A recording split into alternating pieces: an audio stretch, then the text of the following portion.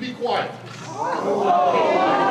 This is the Doug Ford you either love or hate. Yeah, they don't want to be truthful. The very polarizing politician. Don't think what you need, okay? Don't think what you need. This is the equally well-known Doug Ford, big brother to controversial Mayor Rob. Get the real taxpayers. You're milking the system.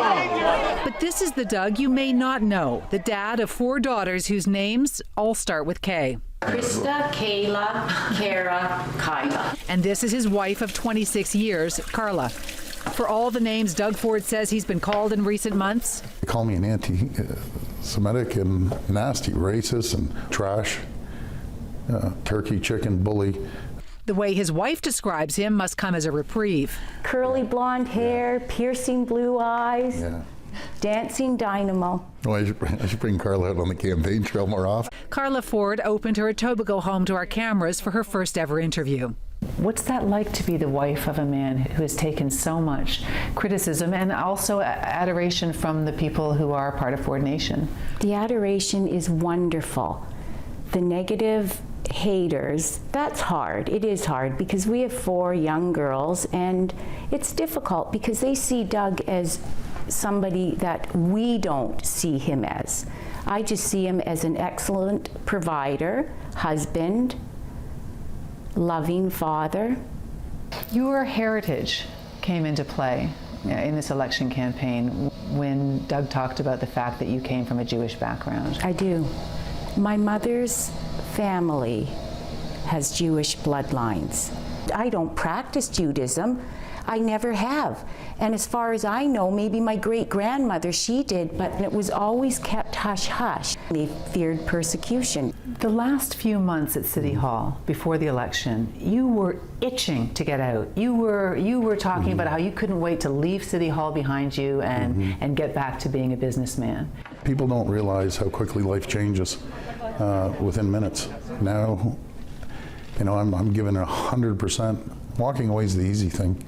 I walk away and have the best life in the world, but you got to stand up for the people that rely on you. Life on the campaign trail is relentless. Hello. How are you? Thank you. For the top 3 contenders, the days start early, the nights last late. I never see him. Yeah, I get it. We're like strangers in the night. Yeah. I get up early every morning, but I'm downstairs working out, and Doug, goodbye, Doug, have a wonderful day. But we touch base on the phone a few times a day, but that's lately about it. Well, that's what keeps a healthy marriage for 26 years. You're never home, right? Absence makes the heart grow fonder. What's something that might surprise us to know about Doug that the general public sort of doesn't know about him? That he's like a big teddy bear, because he is. He's a great father. He gets his chocolate milk every night. Is that your strange addiction? Is chocolate milk? Yeah, I've never drank. No reason. I just like having control of the situation. You don't drink alcohol at all? No. Never? No. And drugs? I was in high school, and I'm embarrassed to say it. My 2 kids are over in the corner there. Yeah, did I try that in high school? Sure, like everyone else, but no, I don't like that. You said that John Tory was born with a silver spoon in his mouth. Yes. Some could say you too were born with a silver spoon in your mouth. No, that's just not true. There's a difference between being entitled and being successful. I was in the back of our plant, you know, cleaning the floors. I worked day in and day out to build the company, and it wasn't handed to me. You know, I would work 16 hours a day, would come home, my dad would be, you know, I hope he was joking, you know, why are you home so early? He gave us nothing without working hard for it. We sat down and did an interview at your mom's house. Yes. And you said to me, I hate politicians. A lot of politicians are so phony, so self-serving. Do you think of yourself now, though, as a politician, now that you're running for mayor of the city of Toronto? I look at myself as someone's volunteering their time and their salary. You still won't say the P word, as in politician? I don't see eye to eye with politicians. You wouldn't even call yourself a politician? No, I just can't. You know, I look at myself as a businessman donating his time. What will you do if you don't win? I'm always going to give back to the city. I'll always help out. I'll run the business, and we'll thrive. For a lot of people, the first time they saw your wife was the news conference where you announced that you would be running for mayor. Yes. What was that moment like for you standing there in front of that bank of cameras? This isn't something you're used to. Not at all. All I did was focus on a cloud in the sky. Did you have a family meeting with the 4 girls, with your wife, and say, look, we need to do a vote? Should I run? Should I not run? No, I sat around that table. A couple of them said, don't do it. You don't need it.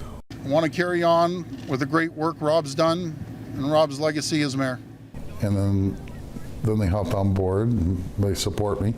Literally 2 hours before the deadline to cut off, we truly believed before that Rob's going all the way. And the doctor came in and said, you know, you aren't running, and you have to gather your thoughts and make quick decisions. Rob made I don't know how conscious of a decision as mayor to not have Renata be front and center with him very often. She's lovely, Renata. She's busy with her 2 children, and she doesn't like all the attention, and I don't blame her. Are you prepared for that to be part of your life if Doug becomes mayor? Doug will be different. There'll be maybe the odd cameraman out, but I don't think there's going to be sensational stories that they're going to have to be hunting him down. Honestly, I don't think so. I've been in politics a long time. I have yet to see a family attacked like our family has. Nasty letters get sent to Karla. They go after my kids and my mother, and it's hurtful. Really nasty letters come to our house. Like what, Karla? Disgusting. I wouldn't even repeat it. It's not worth it. But just terrible, very hurtful, because they don't know Doug. So one of the prevailing issues that's come up has been your personality of being like sandpaper, and that while Rob seemed to have sort of a common touch with the everyman, you're a bit more bombastic. You know, I had my role to play at City Hall. My role's different now. I'm running for mayor.